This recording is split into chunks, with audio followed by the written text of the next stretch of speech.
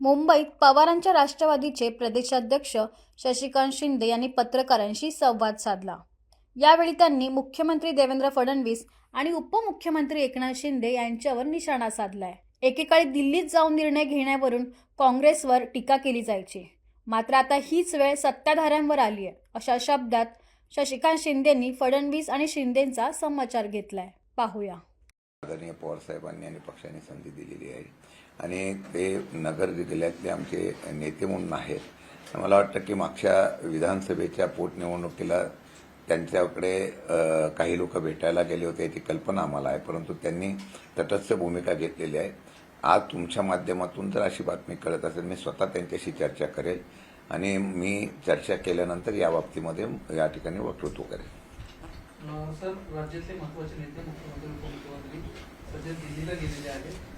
एकीकडे कांदा प्रश्न आणि महत्त्वाचे प्रश्न आहेत, तुम्ही परवा आंदोलन देखील जोरदार केलं। दुसरीकडे अमित शहाची जागा वाटपासंदर्भात चर्चेसाठी गेले, अशी चर्चा कानावर येते।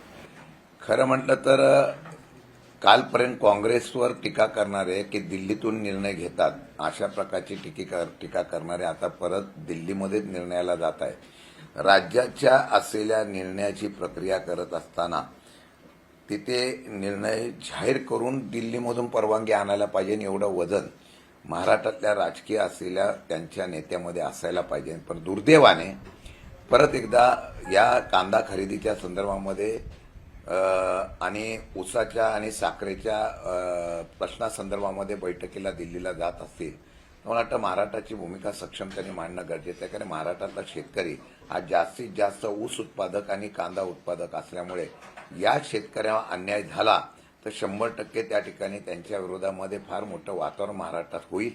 आणि मला वाटतं की काल आम्ही आंदोलन केलं त्याची प्रचिती आपण बघितली असते की लोकांचा फार प्रक्षोभ 3 तास लोक या असलेल्या आंदोलनामध्ये शेतकरी सहभागी झाला होता।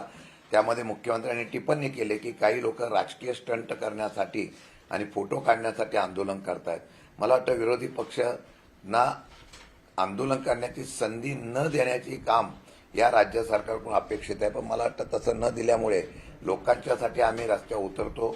मग आपल्याला काय समजायचं ते समजा, परंतु मला वाटतं की आम्ही तशा पद्धतीने आंदोलन केल्यामुळेच याची व्याप्ती वाढली, धसका घेतला आणि मग आज दिल्ली दरबारी जाऊन या कांदा उत्पादकांना न्याय देण्यासाठी आम्ही प्रयत्न करण्याची ग्वाही जी दिलेली आहे ती फक्त विरोधकांनी केलेल्या या आंदोलनामुळेच होत आहे असं माझं म्हणणं आहे। दुसऱ्या बाजूला राजकीय चर्चा सुद्धा होते विधान परिषदेच्या जागांसंदर्भात।